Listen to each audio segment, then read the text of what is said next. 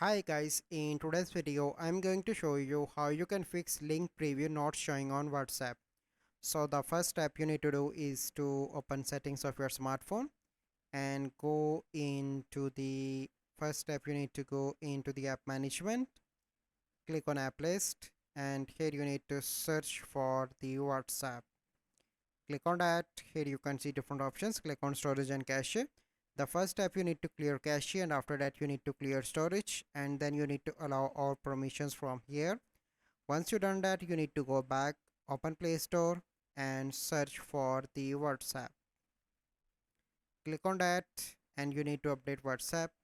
Once you done that, you need to restart your smartphone and go into the WhatsApp, and after that you share a link and hopefully your issue get resolved. So this is the process. I hope you find this video helpful. If you find this video helpful, must like this video, subscribe to our YouTube channel for future videos. We'll see you in the next video. Thank you. Have a good day.